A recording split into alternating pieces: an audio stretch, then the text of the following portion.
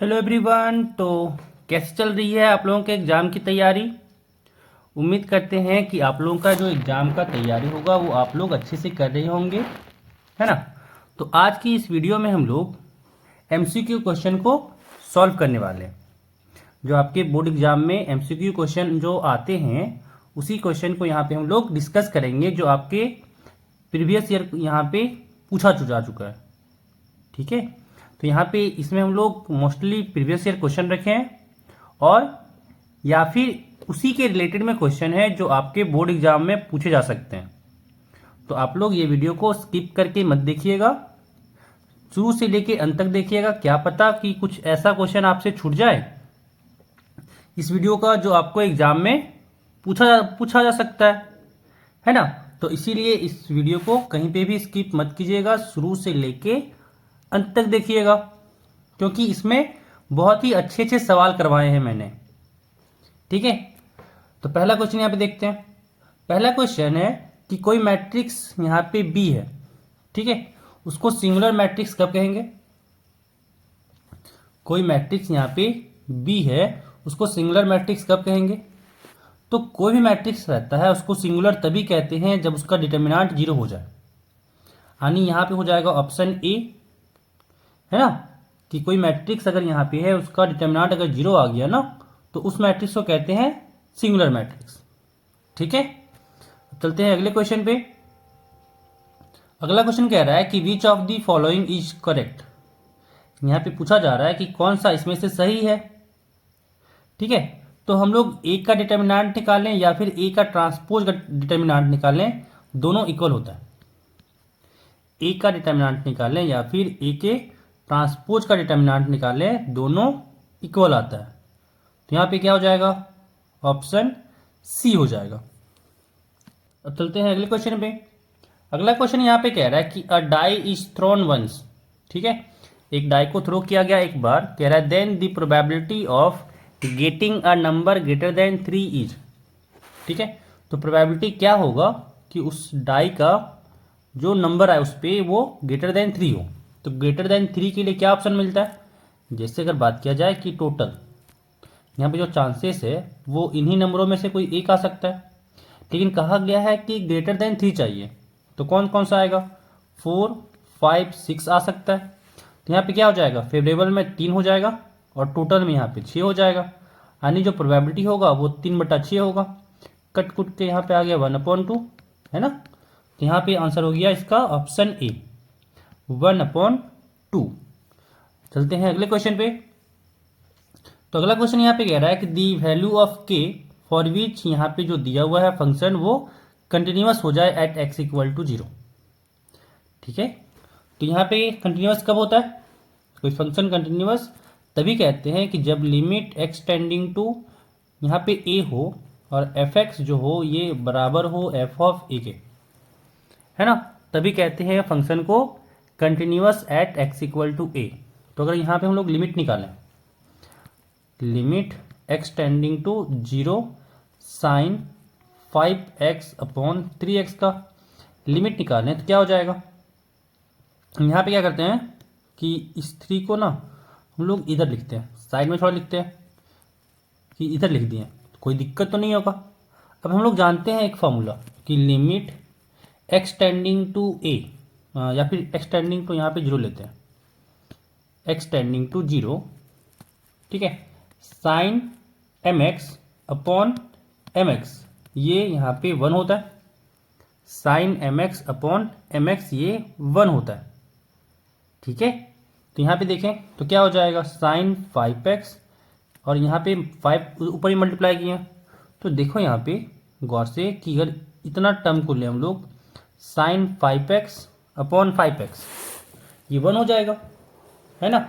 और यहाँ पे आंसर क्या आ जाएगा, जो हम लोग का यहाँ पे लिमिट आएगा वो यहाँ पे क्या आ जाएगा यहाँ से 5/3, है ना।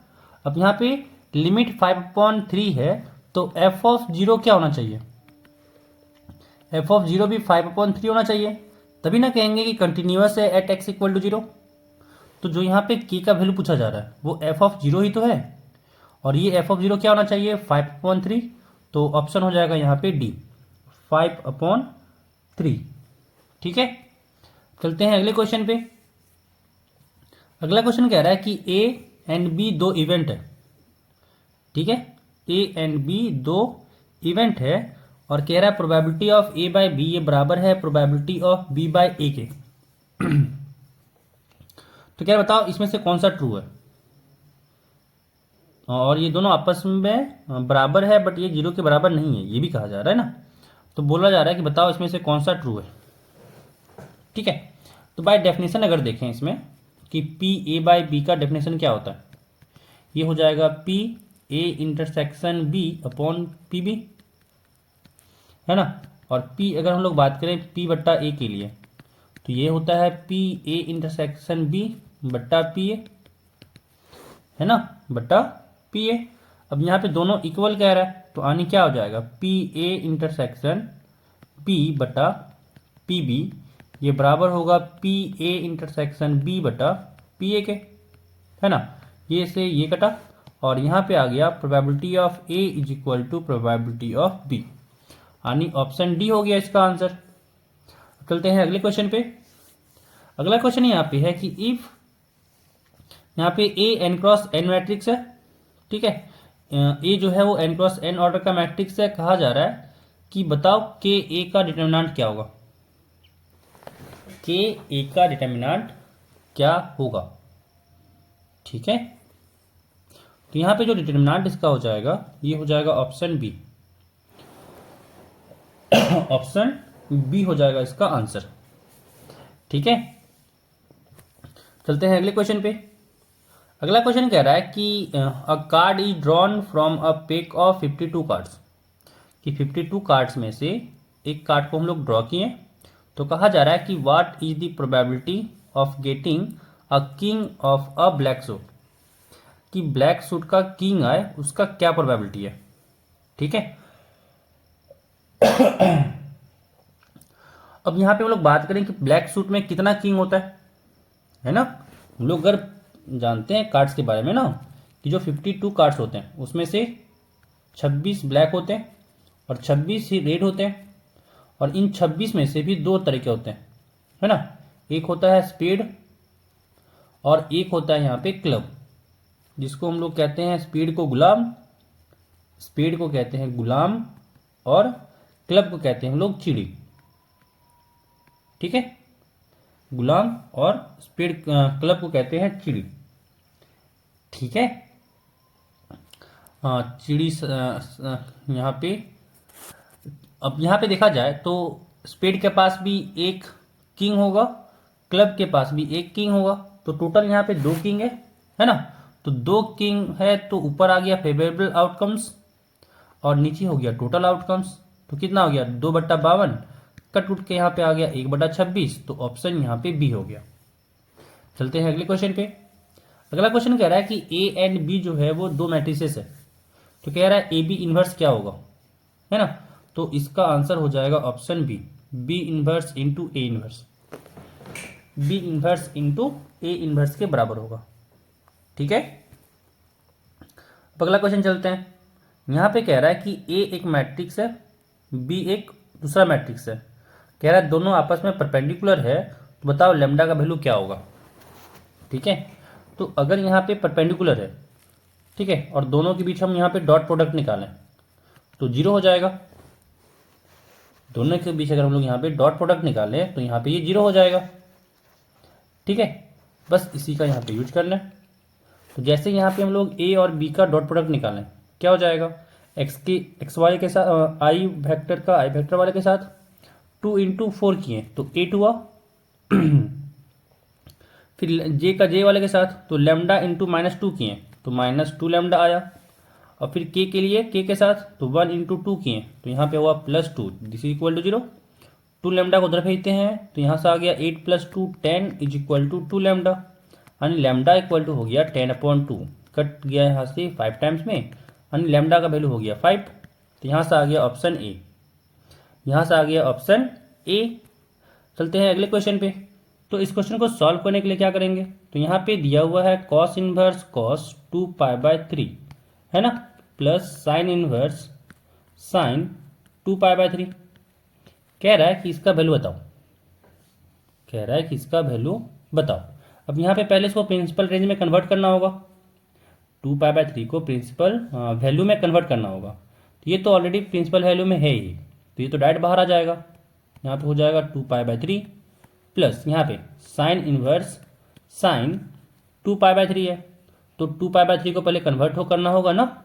यहाँ पे इसको हम लोग लिख सकते हैं ना कि पाई माइनस 2π/3 हो गया। कोई फर्क तो पड़ेगा नहीं, कोई फर्क तो पड़ेगा नहीं, है ना। एक सेकेंड, फर्क पड़ेगा, फर्क पड़ेगा, फर्क पड़ेगा, फर्क पड़ेगा। यहाँ पे ये होना चाहिए पाई, तो 3π माइनस पाई 2π हो गया, और यहाँ पे हो जाएगा 2π/3, यहाँ पे हो जाएगा 2π/3।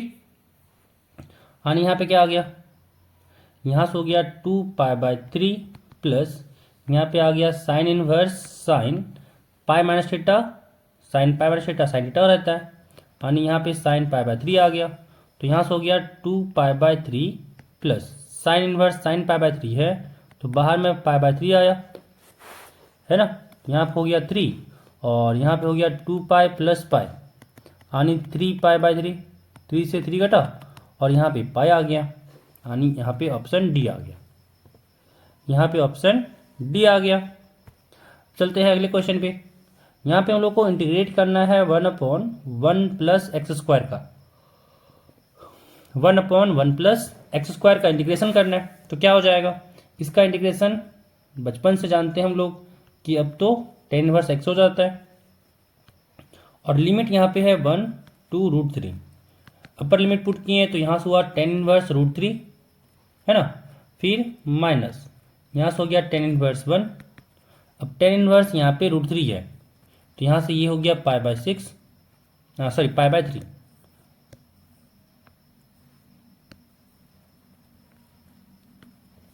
फिर माइनस यहाँ पे हो गया π/4। अब यहाँ पे π/3 में अगर π/4 का सब्ट्रैक्शन करें, π/3 में π/4 का सब्ट्रैक्शन करें तो यहाँ पे एलसीएम 12 आया, यहाँ पे 4π माइनस 3π, तो यहाँ पे π/12 हो गया, है ना, यानी ऑप्शन डी। तो इसका आंसर हो गया ऑप्शन डी। चलते हैं अगले क्वेश्चन पे।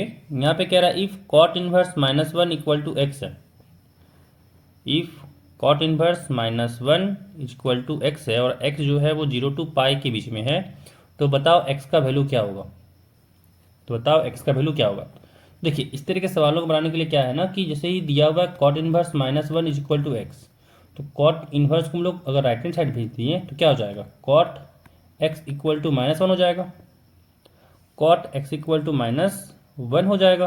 अब देखिए कॉट जो है वो फर्स्ट क्वाड्रेंट में तो पॉजिटिव देगा, और यहाँ पे देखा जा रहा है तो दो ही क्वाड्रेंट का एंगल ले रहा है, 0 से π/2, π/2 से पाई, यानी यहाँ पे फर्स्ट क्वाड्रेंट और सेकंड क्वाड्रेंट में जा रहा है, तो फर्स्ट क्वाड्रेंट में तो कॉट पॉजिटिव हो जाएगा, निगेटिव तो आएगा नहीं, यानी जो आंसर मिलने वाला है वो निगेटिव वाला मिलना है। तो यहाँ पे कह सकते हैं कि सेकंड क्वाड्रेंट में x है ना, और यहाँ से x क्या आ गया, यहाँ से आ गया 3π/4, क्योंकि जो -1 की बात की है तो वो कॉट 3π/4 पे देगा, तो यहाँ से ऑप्शन हो गया बी 3π/4। ठीक है। अब अगला क्वेश्चन यहाँ पे कह रहा है कि हम लोग को इंटीग्रेट करना है e⁻x into sec x into 1 plus 10x। ठीक है, तो अगर इसको गौर से देखें हम लोग तो क्या करते हैं, सेक एक्स का मल्टीप्लाई कर देते हैं, तो यहाँ से होगा sec x plus sec x into 10x साथ में dx। ठीक है, हम लोग जानते हैं इंटीग्रेशन में कि अगर e⁻x fx plus F prime x का अगर इंटीग्रेशन करना हो तो ये बराबर होता है e⁻x fx प्लस सी के। ठीक है, e⁻x fx प्लस सी के। अब यहाँ पे अगर देखें तो सेक एक्स है और यहाँ पे सेक एक्स इंटू 10x है, तो अगर सेक एक्स को डिफ्रेंशिएट किए तो सेक एक्स का differentiation sec x into 10x ही होता है, यानी यहाँ पे इसका इंटीग्रेशन इस फॉर्मेट में बन सकता है। तो यहाँ से हो गया e⁻x सेक एक्स प्लस सी, यानी ऑप्शन बी, यानी ऑप्शन बी हो गया। अगला सवाल यहाँ पे कह रहा है कि f जो है एक फंक्शन है R पे, ठीक है, रियल नंबर से रियल नंबर पे। कहा जा रहा है fx यहाँ पे है 2x प्लस 1, एफ एक्स यहाँ पे है 2x+1, ठीक है। अब यहाँ पे इसको y मान लो, तो y इक्वल टू हो गया 2x+1। अब निकालो यहाँ से x, तो हो गया 2x is equal to y minus 1, यानी x हो गया y माइनस 1/2, y माइनस 1/2। अब y को x से रिप्लेस कर दो, यही चीज़ बन जाएगा आपका f इनवर्स x, ठीक है, यही चीज़ बन जाएगा आपका f inverse x, inverse x। This is equal to क्या हो गया, x माइनस 1/2, x माइनस 1/2। कौन सा ऑप्शन हो गया, तो यहाँ पे हो गया ऑप्शन ए, ठीक है। अगला क्वेश्चन कह रहा है कि the least value of k for which this is increasing on 1 to 2, ठीक है। तो यहाँ पे k का वैल्यू निकालना है, तो पहले इंक्रीजिंग जैसे ही आए डिफ्रेंशिएट करना होगा, तो f डैश x आ गया यहाँ से 2x प्लस k। अब इसमें हम लोग को इंक्रीजिंग बोला है, तो इंक्रीजिंग के लिए क्या होता है, डेरिवेटिव को ग्रेटर देन इक्वल टू लेके चलते हैं, है ना, ग्रेटर देन इक्वल टू 0 लेके चलते हैं। यानी यहाँ पे क्या आया 2x प्लस के ग्रेटर देन इक्वल टू 0, यानी यहाँ पे k आया greater than equal to -2x, है ना, greater than equal to -2x। और यहाँ पे x को बोला जा रहा है कि लेना है ओपन इंटरवल 1 से 2, है ना, तो 1 पे कम दे रहा होगा और 2 पे ज़्यादा, क्योंकि इंक्रीजिंग में ये इंक्रीज करता है। तो यहाँ पे लिस्ट क्या होगा, k greater than equal to x का वैल्यू जब 1 रखेंगे तो यहाँ पे आ गया -2, ऑप्शन यहाँ पे ए हो जाएगा। अब चलते हैं अगले क्वेश्चन पे। यहाँ पे कह रहा है कि इफ़ एफ एक्स यहाँ पे दिया हुआ है e⁻x, जी एक्स यहाँ पे है log x, तो यहाँ पे निकालो g ऑफ f, है ना, यहाँ पे हम लोग को निकालने बोल रहा है g ऑफ f। अब g ऑफ एफ एक्स का मतलब क्या होता है कि g के अंदर एफ एक्स रखो, है ना, g के अंदर एफ एक्स रखो, यानी एफ एक्स जो हम लोग का यहाँ पे है e⁻x है, तो g के यहाँ पे e⁻x रखना है। अब यहाँ पे gx तो यहाँ पे log x है, यानी क्या आ गया log ऑफ e⁻x, ठीक है, log ऑफ e⁻x आ गया, यानी ऑप्शन बी। चलते हैं अगले क्वेश्चन पे। अगला क्वेश्चन यहाँ पे है कि a दिया हुआ है कि 1 2 3 4 है, ठीक है, और इस पे एक रिलेशन डिफाइन है। यहाँ पे एक रिलेशन डिफाइन है जिसमें पहला कह रहा है कि 2 2 से रिलेट कर रहा है, 3 3 से रिलेट कर रहा है, 1 2 से रिलेट कर रहा है, 2 1 से रिलेट कर रहा है, ठीक है। अब कह रहा है बताओ कि ये रिफ्लेक्सिव है, सिमेट्रिक है, ट्रांजिटिव है, या फिर इसमें से कुछ नहीं है। तो अगर इसको गौर से देखें तो हम लोग रिफ्लेक्सिव कब होता है कि जब ए का जितना भी एलिमेंट यहाँ पे है ए का, है ना, वो सारे खुद से रिलेट हो। तो यहाँ पे देख सकते हैं 2 2 रिलेट है, 3 3 रिलेट है, बट 1 के लिए तो है ही नहीं और 4 के लिए यहाँ भी नहीं है ना, 1 और 4 के लिए यहाँ पे कोई एक दूसरे से रिलेट कर ही नहीं रहा है ना, तो 1 1 नहीं है, 4 4 नहीं है, तो रिफ्लेक्सिव तो हुआ नहीं, तो ये तो हुआ नहीं। अब दूसरा सिमेट्रिक की बात करें तो देखिए जो भी यहाँ पे खुद से रिलेट होता है वो सिमेट्रिक होता ही है, जैसे 2 2 3 3 ये तो सिमेट्रिक होगा ही, ठीक है। अब यहाँ पे 1 2 चेक करना है, तो 1 2 के लिए 2 1 भी है, यानी ये सिमेट्रिक हुआ, तो ऑप्शन यहाँ पे क्या हो जाएगा बी, ऑप्शन यहाँ पे क्या हो जाएगा बी हो जाएगा। जैसे कि ट्रांजिटिव क्यों नहीं होगा, देखिए अगर यहाँ पे 1 2 लिए और 2 1 लिए तो इसके लिए 1 1 भी बिलोंग करना चाहिए था, है ना, इसके लिए 1 1 भी बिलोंग करना चाहिए था, लेकिन 1 1 तो है ही नहीं यहाँ पे आर में, इसी कारण से ये ट्रांजिटिव भी नहीं होगा, ठीक है। तो ये सिमेट्रिक होगा, ऑप्शन बी। अगला क्वेश्चन यहाँ पे कह रहा है कि फंक्शन से है, कह रहा है यहाँ पे f एक फंक्शन है फ्रॉम r टू r और एफ एक्स जो डिफाइन किया गया है वो है mod x, ठीक है। तो कह रहा है क्या इसमें से कौन सा सही है, 1 1 फंक्शन होगा ये, ऑन टू फंक्शन होगा ये, या फिर ना ही 1 1 ना ही ऑन टू होगा, या फिर कह रहा है कि बोथ 1 1 एंड ऑन टू दोनों होगा। देखिए अगर हम लोग mod x की बात करें तो mod x का अगर ग्राफ को अगर हम लोग देख के काम करें तो मान लेते हैं कि यहाँ पे ये x है, ये y एक्सिस है, ठीक है। अगर mod x का आपको ग्राफ देख के काम करना है तो कैसे क्या करेंगे, एक सेकेंड,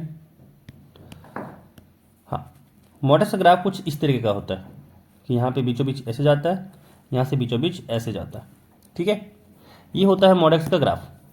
जिसमें कहते हैं कि ये y इक्वल टू एक्स है और ये y equal to minus x के लिए ग्राफ होता है।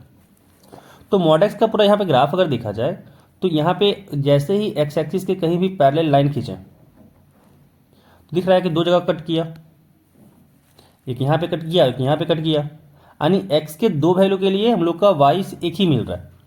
तो ये 1 1 तो नहीं हुआ, ठीक है, ये 1 1 तो नहीं हुआ। या फिर मॉड एक्स के लिए ऐसे भी चेक कर सकते हैं, y equal to mod x के लिए ये भी ऐसे भी चेक कर सकते हैं कि x का वैल्यू -2 लें या x का वैल्यू 2 लें, -2 बराबर नहीं है 2 के, ठीक है, बट f ऑफ -2 बराबर है f ऑफ 2 के, f ऑफ -2 बराबर है f ऑफ 2 के, है ना।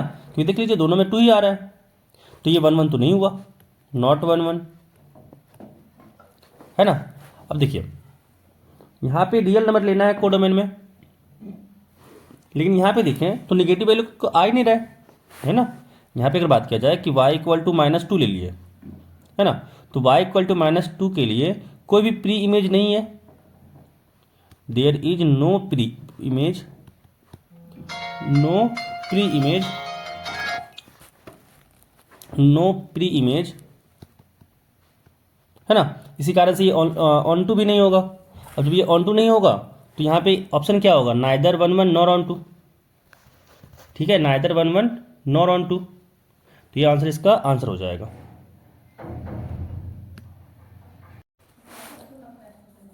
अब चलते हैं अगले क्वेश्चन पे। अगला क्वेश्चन यहाँ पे है कि which of the following can be the probability of an event. देखिए प्रोबेबिलिटी जब भी होता है जीरो से बड़ा होता है ना, कोई भी इवेंट का, और 1 या फिर 1 से छोटा होता है, ठीक है, तो उसका प्रोबेबिलिटी का रेंज यही है 0 to 1।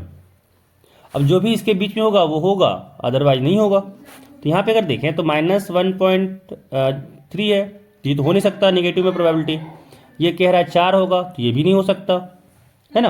अब यहाँ पे 3/8 है, तो 3/8 ही है जो यहाँ पे 0 और 1 के बीच में है, तो ये हो जाएगा प्रोबेबिलिटी, ठीक है।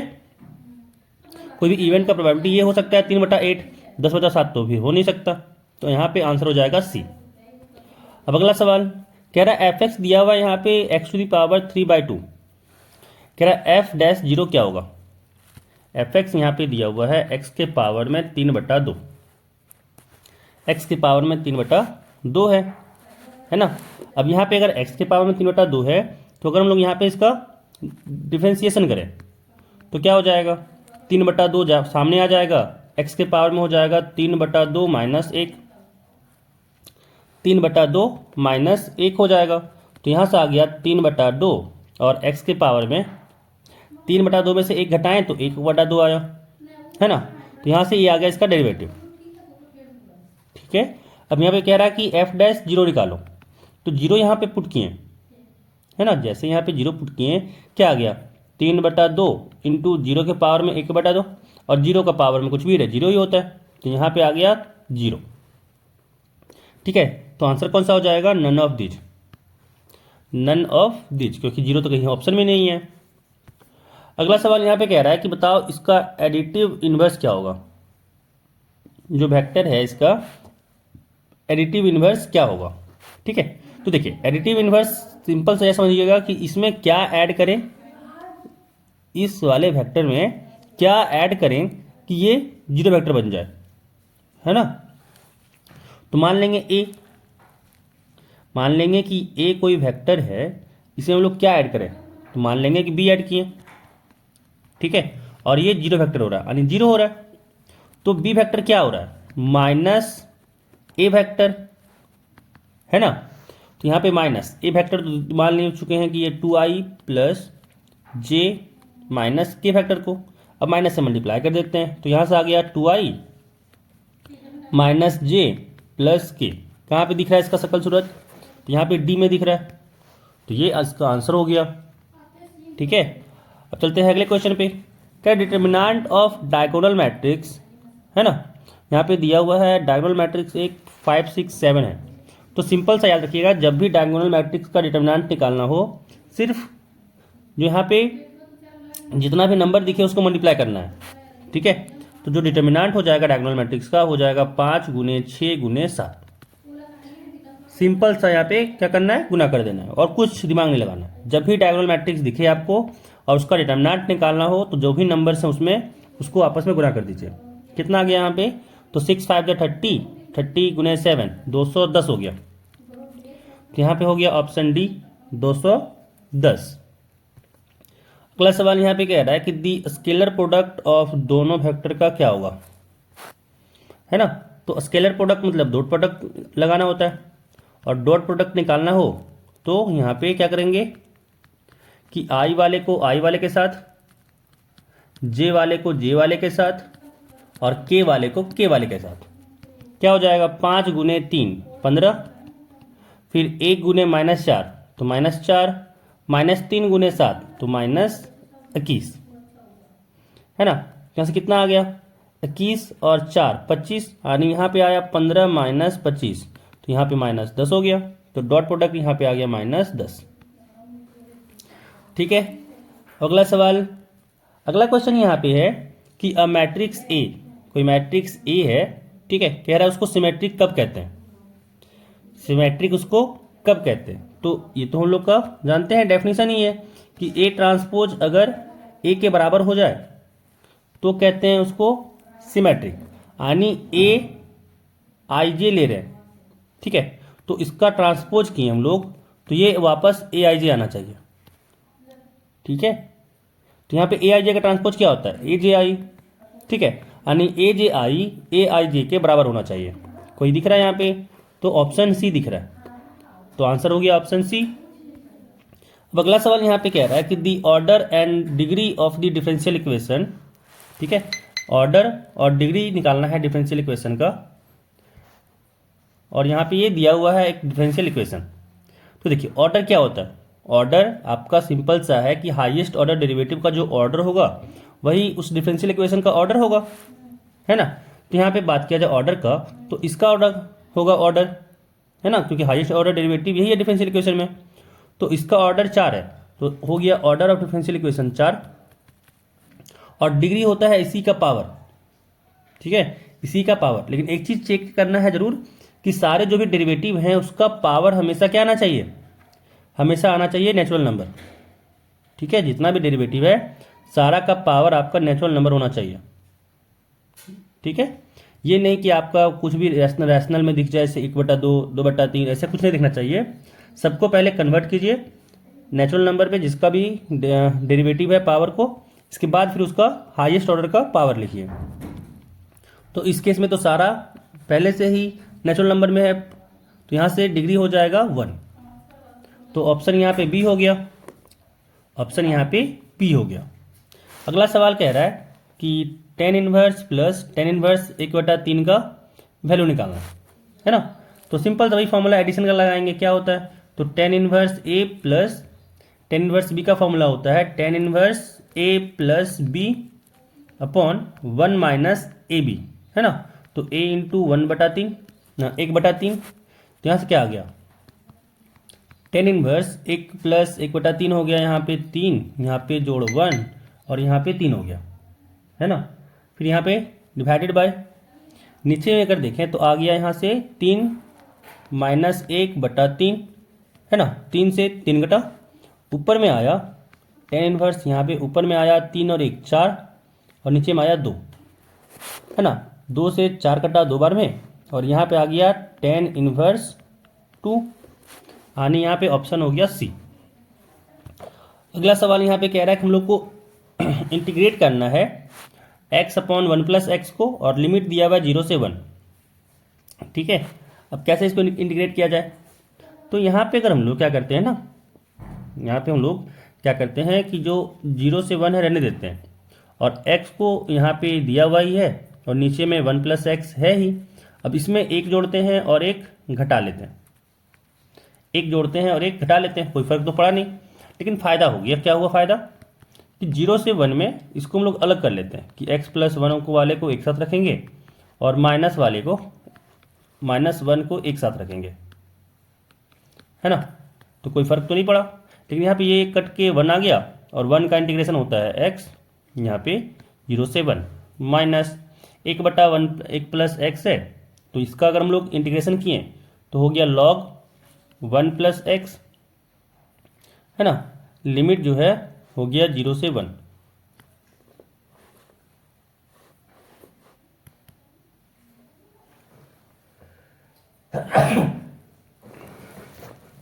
अब अगर यहाँ पे लिमिट पुट करें तो यहाँ से हो गया 1, और लोअर लिमिट पुट किए तो यहाँ पे 0 हो गया, फिर माइनस अपर लिमिट यहाँ पुट किए तो लॉग 1 प्लस 1 2 हो गया, और जब लोअर लिमिट 0 पुट किए तो लॉग 1 तो 0 हो जाएगा, तो इसका कोई मतलब है नहीं।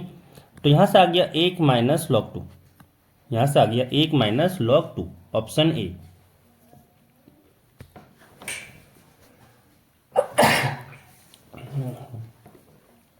अब अगला क्वेश्चन, ये तो हो चुका है ना, मॉडक्स का कोई पीछे कर चुके थे।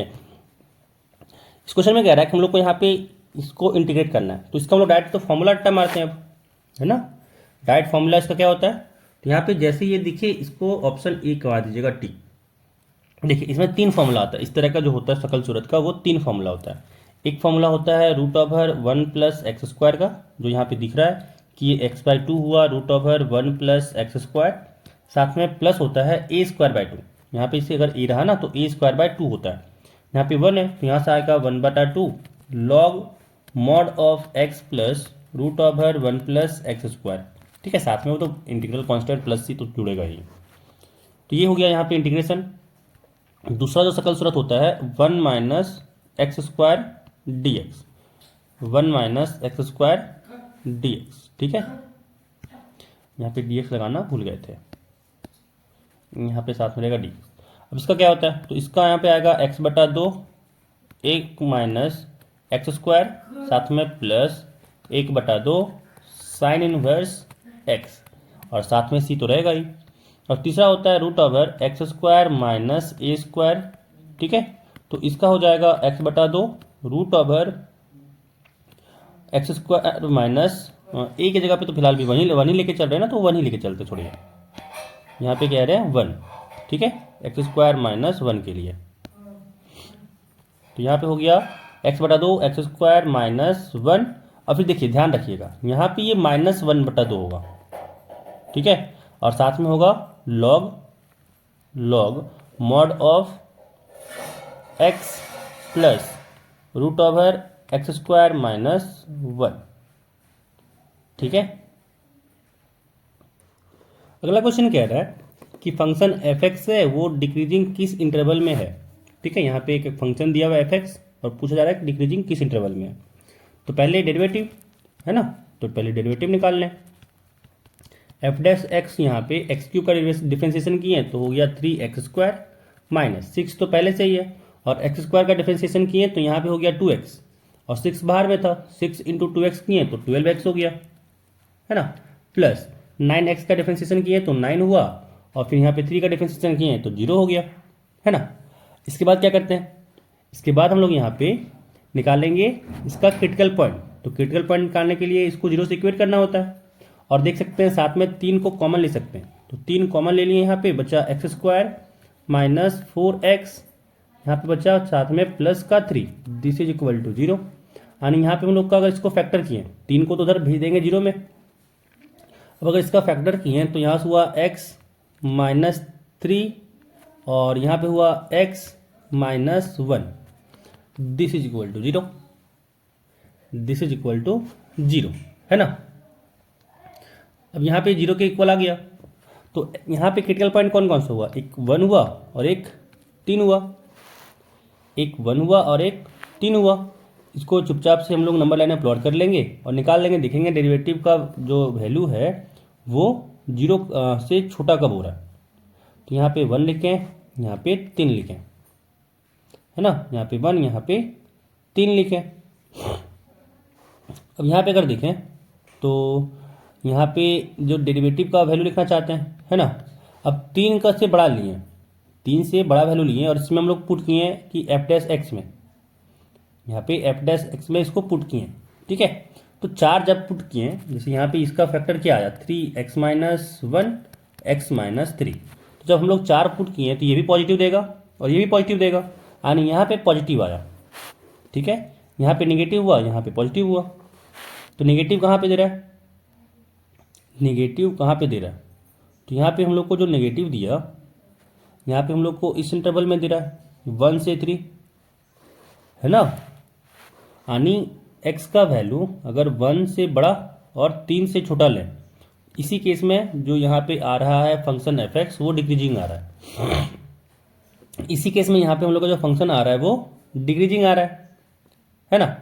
तो यहाँ पे कोई ऑप्शन दिख रहा है? कोई नहीं दिख रहा है, तो क्या करेंगे? नन ऑफ दीज करेंगे। अगला सवाल यहाँ पे है कि tan इनवर्स एक्स क्यूब दिया हुआ है, उसका निकालना है डिफरेंशिएशन। ठीक है, इसका निकालना है डेरिवेटिव। तो डेरिवेटिव में क्या आएगा? अगर यहाँ पे y आपको कहा जा रहा है कि ये tan इनवर्स एक्स क्यूब है ना, तो यहाँ पे लगाएंगे चेन रूल। यहाँ पे हम लोग लगाएंगे चेन रूल। ठीक है, क्या होता है कि tan इनवर्स का पहले डिफरेंशिएशन करते हैं। अंदर में मान लो कि उसको x ही मान ले फिलहाल के लिए, कैपिटल X। तो इसका होता है कैपिटल X का स्क्वायर प्लस 1, यानी एक्स क्यूब का स्क्वायर प्लस 1, फिर इंटू 3x स्क्वायर है। तो यहाँ सॉरी एक्स स्क्वायर, यहाँ पे एक्स क्यूब है, तो एक्स क्यूब का डिफरेंशिएशन करेंगे तो 3x स्क्वायर आएगा, है ना। यहाँ पे चेन रूल से क्या हुआ? पहले tan इनवर्स का डिफरेंशिएशन, फिर एक्स क्यूब का डिफरेंशिएशन, और एक्स क्यूब का डिफरेंशिएशन होता है 3x स्क्वायर। जो भी यहाँ पे मैच कर रहा है ऑप्शन मैच करवाइए। क्या हो जा रहा है? 3x स्क्वायर आ रहा है न्यूमरेटर में, और डिनोमिनेटर में हो जा रहा है x पावर 3 का पावर 2 है। तो जब भी पावर का पावर है मल्टीप्लाई करते हैं, तो यहाँ पे हो गया 3 इंटू 2 यानी प्लस 6 आएगा, और साथ में नीचे में है प्लस 1। तो यहाँ पे कौन सा ऑप्शन दिख रहा है? तो डी दिख रहा है, तो इसका आंसर हो गया डी। अगला सवाल कह रहा है कि कौन सा मैट्रिक्स इसमें से नॉन सिंगुलर है? कौन सा मैट्रिक्स इसमें से नॉन सिंगुलर है? तो कोई भी मैट्रिक्स अगर ए रहे ना, उसको नॉन सिंगुलर कहते हैं जब उसका डिटर्मिनेंट 0 के बराबर ना हो। ठीक है, तो सबका यहाँ पे डिटर्मिनेंट चेक कीजिए। जिसका डिटर्मिनेंट 0 के बराबर नहीं हो रहा है वही आंसर हो जाएगा। ठीक है, अब यहाँ पे पहला के लिए चेक करते हैं। तो डिटर्मिनेंट जब इसका निकाल रहे हैं तो क्या दिख रहा है कि 4 इंटू 3 किए तो 12 आया, और 6 इंटू 2 किए तो 12 आया, और 12 माइनस 12 ये तो 0 हो गया, मतलब पहला तो होगा नहीं। दूसरा चेक करते हैं। तो दूसरा में यहाँ पे एलिमेंट्स है 4 माइनस 6 6 9, फिर से वही क्रॉस में गुना किए तो 9 चौक 36 हुआ, और 6 गुने माइनस 6 तो 6 छक भी 36 होता है, और एक माइनस तो बाहर में है ही, है ना। तो माइनस 36 यहाँ पे बना देगा इसको प्लस 36, और 36 और 36 का जोड़ा है तो 72 आया, यानी ये नॉट इक्वल टू 0 हुआ। तो ऑप्शन यहाँ पे बी हो गया। ठीक है, यहाँ पे ऑप्शन बी इसका करेक्ट ऑप्शन हो गया। अगला सवाल यहाँ पे देखें तो कह रहा है, यहाँ पे दिया हुआ है ई और एफ इंडिपेंडेंट इवेंट। ठीक है, ई और एफ कह रहा है कि इंडिपेंडेंट इवेंट है, तो बताओ इसमें से कौन सा सही है? तो इसमें से कौन सा सही है? ठीक है, तो याद रखिएगा कि यहाँ पे सी जो होगा वो करेक्ट होगा। अगर इंडिपेंडेंट इवेंट रहता है तो यहाँ पे सी सही होगा कि ई इंटरसेक्शन एफ का प्रोबेबिलिटी निकालो, तो probability of E into probability of F के बराबर होता है। अगला क्वेश्चन यहाँ पे कह रहा है कि f x equal to mod x है, तो कह रहा है क्या इस फंक्शन कंटिन्यूअस है और नॉट डिफरेंशिएबल है एक्स इक्वल टू 0 पे, या डिफरेंशिएबल है बट नॉट कंटिन्यूअस है एक्स इक्वल टू 0 पे, और ना ही कंटिन्यूअस है ना ही डिफरेंशिएबल है एक्स इक्वल टू 0 पे, या फिर इसमें से कोई भी ऑप्शन सही नहीं है। देखिए सिंपल सा क्या समझना हम लोग को ये है कि अगर ग्राफ अगर याद रहेगा, ग्राफ से बहुत सारी चीज़ें पता चल जाती हैं, इसलिए कहा जाता है कि थोड़ा बहुत ग्राफ याद रखना चाहिए। देखिए यहाँ पे अगर ग्राफ इसको हम लोग ड्रॉ करें तो ग्राफ क्या होगा इसका? जैसे ग्राफ तो बता चुके हैं पिछले बारी कि भाई ग्राफ इसका ऐसे ही होता है, मॉड एक्स जैसे दिखे आपको ग्राफ ऐसा होता है। ठीक है, देखिए कंटिन्यूअस ये है, मतलब क्या होता है कि कंटिन्यूअस में ये हमेशा होगा जब अगर ग्राफ टूटा हुआ कहीं से ना हो। ठीक है, तो यहाँ पे देख सकते हैं आप, यहाँ पे क्या देख सकते हैं कि भाई यहाँ पे ये ग्राफ कहीं पे टूटा हुआ ही नहीं है, ये ग्राफ कहीं भी टूटा हुआ नहीं है। तो जब ये टूटा हुआ नहीं है इसका मतलब क्या हुआ? कंटिन्यूअस है हर जगह पे, है ना। तो यहाँ पे जो भी कंटिन्यूअस है वो ऑप्शन तो होने वाला है। दूसरी बात, अगर डिफरेंशिएबल की बात की जाए तो कोई फंक्शन डिफरेंशिएबल वहीं पे नहीं होता जहाँ पे जो आपका ग्राफ बन रहा है वो शार्प ना हो या फिर टूटा ना हो। ठीक है, अगर ग्राफ कहीं पे शार्प बन रहा है या फिर टूटा हुआ है उस पॉइंट पे वो डिफरेंशिएबल नहीं होता है। जैसे यहाँ पे देख सकते हैं कि इस पोजीशन x इक्वल टू 0 के लिए ये ग्राफ शार्प बन जा रहा है, ठीक है ना। कोना, शार्प का मतलब होता है कोना, कि जहाँ पे ये कोना बना वहाँ पे डिफरेंशिएबल नहीं होता है। तो x इक्वल टू 0 के लिए यहाँ पे कोना बन जा रहा है। इसी कारण से यहाँ पे क्या होगा, ऑप्शन ए कि डिफरेंशिएबल नहीं होगा एट x इक्वल टू 0 पे, लेकिन कंटिन्यूअस ये होगा, होगा, ठीक है। अब अगला सवाल में यहाँ पे कह रहा है कि इस कार्टेशियन इक्वेशन को हम लोग को वेक्टर फॉर्म में बदलना है, ठीक है। इस कार्टेशियन इक्वेशन को वेक्टर फॉर्म में बदलना है, कैसे करें। सिंपल सा दिमाग में ये रखना है, क्या रखना है दिमाग में, कि देखिए यहाँ पे x माइनस 5/3 है। सबको अगर लैम्डा से इक्वेट कर दें, है ना, तो क्या आएगा, सबको अगर लैम्डा से इक्वेट करें तो क्या आएगा। यहाँ पे ये लैम्डा के बराबर किए तो यहाँ से आया x बराबर 3 लैम्डा प्लस 5, है ना। और अगर इसको y वाले को लैम्डा से इक्वेट करें, y plus 4 equal to lambda, है ना। तो यहाँ से क्या हो गया, y इक्वल टू हुआ 7 लैम्डा माइनस 4, और अगर हम लोग z माइनस 6/2 को अगर लैम्डा से इक्वेट किए तो यहाँ से क्या हुआ, यहाँ से आ गया z equal to 2 lambda plus 6, है ना। अब देखिए मिलाइए कि कहीं पे आपको दिख रहा है 5 माइनस 4 6 वाला टर्म, कि 5i माइनस 4j 6k, है ना। तो जहाँ पे ये दिख रहा होगा वही वाला ऑप्शन यहाँ पे पहला तो देखना होगा, तो यहाँ पे दिख रहा है। ध्यान रखना है कि लैम्डा वाला भी दिख रहा होगा, या फिर ऐसे समझ लीजिए, ऐसे नहीं समझना तो समझिए कि भाई इसको xi plus yj plus zk यहाँ पे होगा, है ना, वेक्टर फॉर्म में ही ना होगा। अब x की जगह पे वैल्यू रखिए, y की जगह पे वैल्यू रखिए, z की जगह पे वैल्यू रखिए, आपको लाइन का इक्वेशन मिल जाएगा। क्या हो जाएगा यहाँ पे, तो 3 लैम्डा प्लस 5i, है ना, फिर प्लस y है तो यहाँ पे हुआ 7 लैम्डा माइनस 4j प्लस यहाँ पे j यहाँ पे z है तो हो जाएगा 2 लैम्डा प्लस 6k कैप, है ना। अब यहाँ पे देखें तो i वाले का एक साथ यहाँ पे आ गया 5i minus 4j plus 6k, और लैम्डा वाले का एक साथ, तो लैम्डा कॉमन ले लिए, यहाँ पे आया 3i, यहाँ पे आया प्लस 7j, और यहाँ पे आया प्लस 2k। मैच करवाइए जहाँ पे मिला आंसर, तो यहाँ पे हम लोग को दिख रहा है कि ऑप्शन डी यहाँ पे मिल रहा है ना। तो ये हो गया इसका वेक्टर फॉर्म। चलते हैं अगले सवाल पे। अगला सवाल कह रहा है कि rate of change of area of a circle with respect to its radius, जब r यहाँ पे 6 सेंटीमीटर है, r यहाँ पे 6 सेंटीमीटर है, तो एरिया क्या होता है, पाई आर स्क्वायर, है ना। तो यहाँ पे dA/dr निकालना है, आनी क्या चाहिए, आर स्क्वायर का डिफरेंशिएशन, तो यहाँ पे हो गया पाई इंटू 2r। अब ये चाहिए था r इक्वल टू 6 पे, तो जब r इक्वल टू 6 पुट किए, यहाँ पे आया पाई इंटू 2 इंटू 6, यानी 6 इंटू 2 12 पाई, है ना। तो 12 पाई क्या हो जाएगा, एरिया का होता है सेंटीमीटर स्क्वायर यूनिट, और रेडियस का हो जाएगा सेंटीमीटर, यानी यहाँ पे आ गया 12 pi centimetre square per centimetre, option C. अगला क्वेश्चन यहाँ पे है कि the projection of vector A on B, ठीक है ना।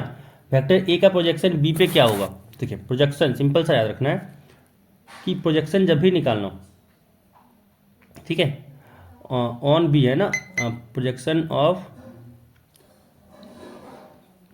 ऐसे लिखेंगे कि projection of A on B.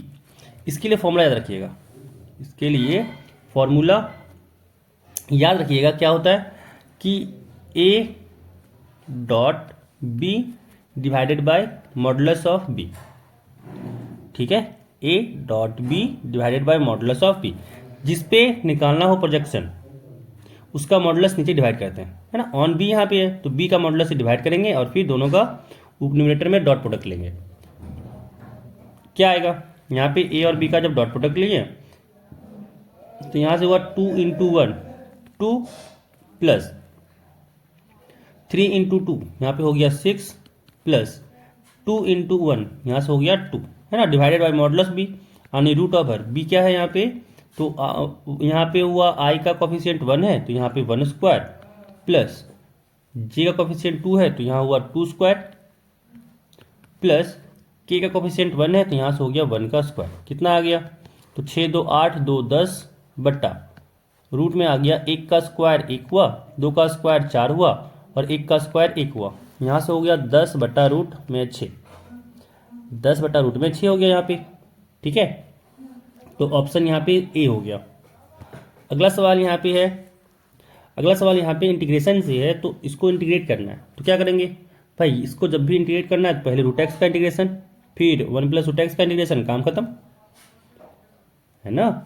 तो क्या आ गया, रूट एक्स का जैसे ही इंटीग्रेशन किए हम लोग का, देखिए पावर में 1 ऐड होता है, याद है ना। तो यहाँ पे हुआ 1/2, पावर में 1 ऐड किए, यहाँ भी आया 1/2, साथ में एक एडिशन हुआ, फिर प्लस 1 रूट एक्स है। इस बार क्या हुआ ना, एक्स के पावर में 1/2 नहीं रहा, इस बार यहाँ पे है एक्स के पावर में -1/2।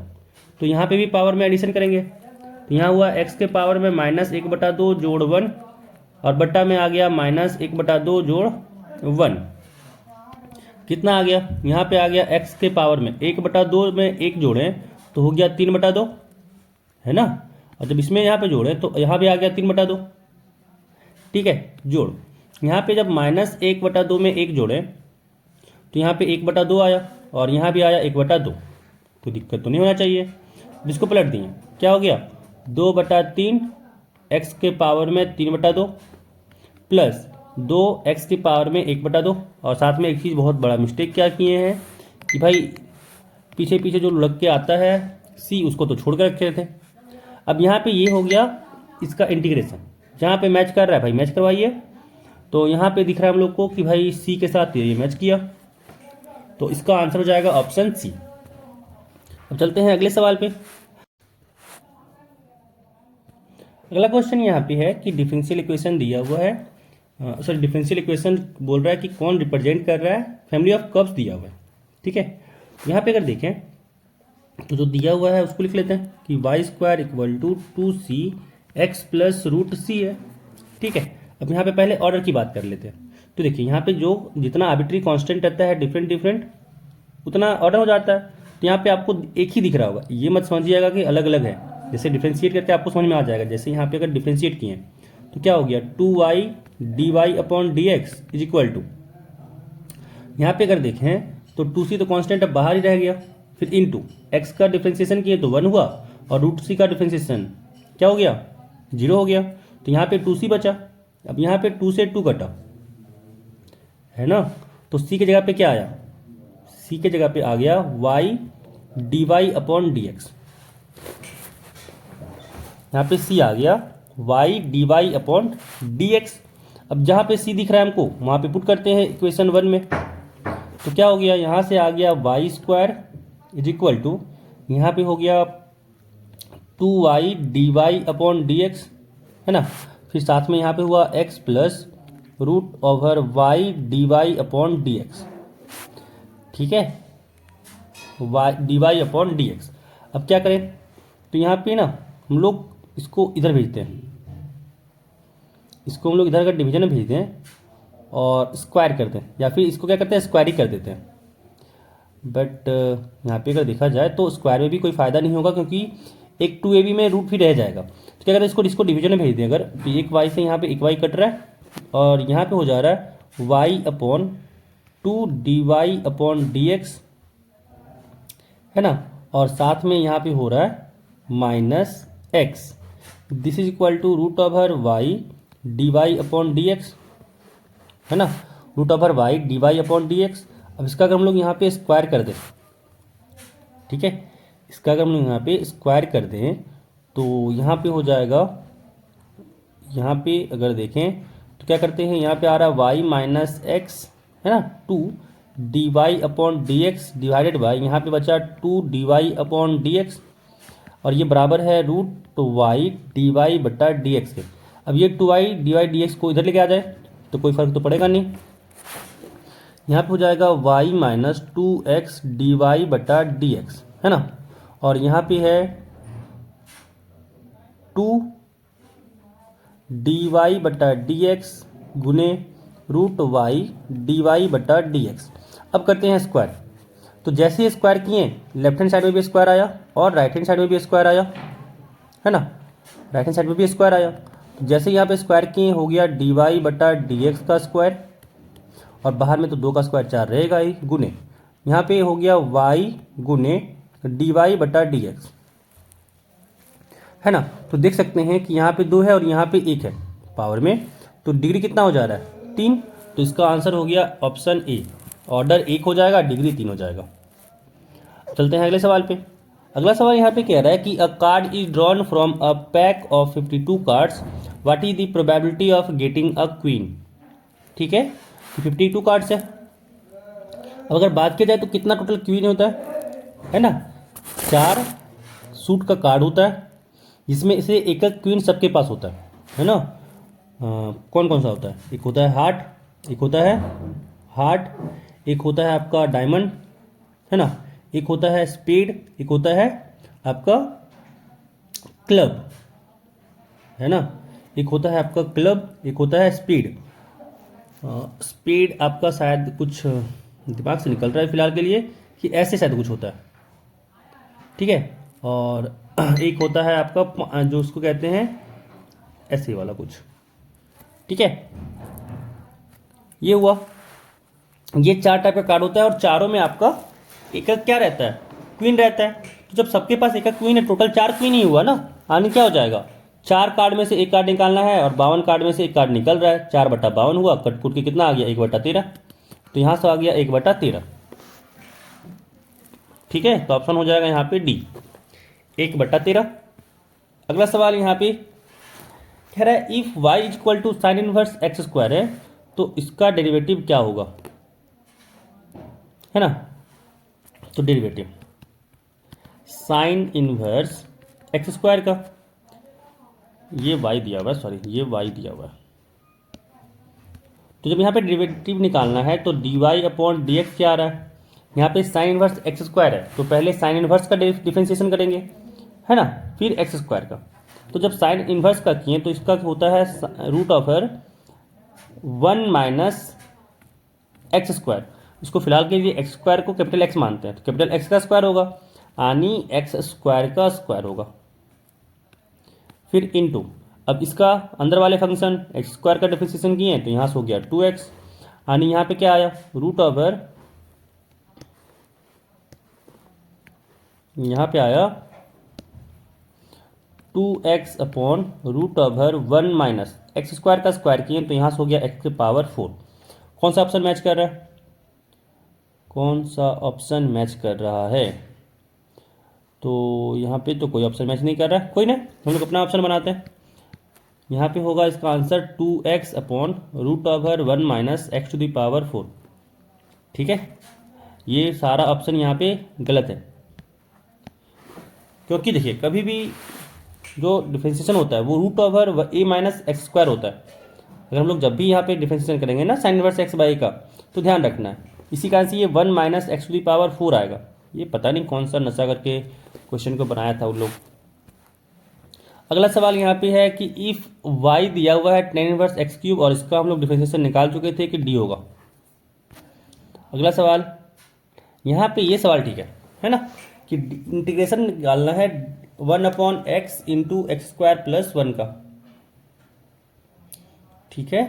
तो कैसे किया जाए, इस सवाल को हम लोग कैसे किया जाए, है ना। अब देखिए, अगर यहाँ से हम लोग इसका क्या करते हैं, 1/x x² + 1 है, इसका अगर हम लोग यहाँ पे पार्शियल फ्रैक्शन करें तो क्या हो जाएगा, नीचे आएगा x, है ना, और ऊपर में तो a मान लेंगे, प्लस नीचे में आएगा x² + 1 और ऊपर में मान लेंगे कि bx + c हो रहा है। अब यहाँ पे देखें तो क्या हो रहा है, 1 = आ रहा है a x² + 1 + bx + c और साथ में हो रहा है x, है ना। ये हुआ रूल सॉल्व करने का, ये हुआ आपका रूल सॉल्व करने का। या फिर देखिए कभी कभी ना इंटीग्रेशन में ये चीज़ करना होता है कि भाई डिफ्रेंशिएट करके देखो कि कौन सा इसके बराबर हो रहा है, तो ये भी ट्रिक लगा सकते हैं, ये भी ट्रिक लगा सकते हैं कि इसको डिफ्रेंशिएशन कीजिए और देखिए कौन इसके बराबर हो रहा है। अदरवाइज जैसे लंबा वाला मेथड से सॉल्व कीजिए। ठीक है, तो यहाँ पे क्या हो रहा है, यहाँ पे अगर देखें तो यहाँ पे आ जाएगा 1 बराबर एक्स स्क्वायर का कॉफिशिएंट को एक साथ रखते हैं, तो यहाँ से एक्स स्क्वायर कर देख रहे हैं तो इसके पास आ रहा है ए, और एक बी एक्स इंटू एक्स करेंगे तो इसके पास आ जाएगा, तो साथ में होगा बी, है ना। फिर एक्स वाला देखते हैं, तो यहाँ पे एक्स वाला तो है ही नहीं और यहाँ पे एक्स वाला है, तो साथ में हो गया सी एक्स, फिर प्लस यहाँ पे कांस्टेंट में ए है और यहाँ पे कांस्टेंट वाला है ही नहीं, तो यहाँ पे ए हो गया, है ना। अब यहाँ पे अगर देखो लोग कॉफिशिएंट को इक्वेट किए तो क्या देखा कि ए प्लस बी जो है वो बराबर 0 है, सी भी 0 हो गया, है ना, क्योंकि इधर एक्स का कोई कॉफिशिएंट है ही नहीं। और यहाँ पे ए है तो ए तो कांस्टेंट टर्म इधर 1 है, तो ए बराबर 1 हो गया। जब ए को 1 पुट किए तो बी माइनस 1 आया, यानी जो हम लोग का इंटीग्रेशन हुआ वो टूट गया किसमें, जो डी एक्स बटा एक्स एक्स स्क्वायर प्लस 1 का इंटीग्रेशन करना था ये किसमें टूटा, तो ये हम लोग का टूटा यहाँ पे इंटीग्रेशन। एक तो यहाँ पे हो गया 1/x का, है ना, फिर यहाँ पे b -1 है तो यहाँ पे हो गया माइनस बाहर 1/x स्क्वायर प्लस, है ना, यहाँ पे x स्क्वायर प्लस 1 का इंटीग्रेशन। अब क्या करते हैं, ऊपर में 2 मल्टीप्लाई 2 का डिवीजन, तो यहाँ पे देख सकते हैं कि नीचे का डिफरेंशियल ऊपर है तो लॉग में हो जाएगा इसका इंटीग्रेशन, यानी यहाँ पे इसका भी होगा लॉग में कि लॉग मॉड एक्स फिर -1/2, नीचे का डिफरेंशिएशन ऊपर है तो हो जाएगा log mod of x square plus 1, साथ में इंटीग्रल कांस्टेंट सी, साथ में इंटीग्रल कांस्टेंट सी हो जाएगा। आंसर यहाँ पे हो गया ए। अगला क्वेश्चन, तो यहाँ पे कह रहा है कि value of the determinant of a matrix exist if matrix is, तो याद रखना है कि जब भी स्क्वायर मैट्रिक्स हो उसी का मैट्रिक्स डिटर्मिनेंट निकलता है, ठीक है। अदरवाइज कोई भी मैट्रिक्स अगर स्क्वायर मैट्रिक्स नहीं है तो उसका डिटर्मिनेंट आप लोग नहीं निकाल पाइएगा, आप क्या हम भी नहीं निकाल पाएंगे, क्योंकि जब भी डिटर्मिनेंट निकलता है स्क्वायर मैट्रिक्स का निकलता है। चलते हैं अगले सवाल पे। तो यहाँ पे ये सारे सवाल का समाप्ति हो गया।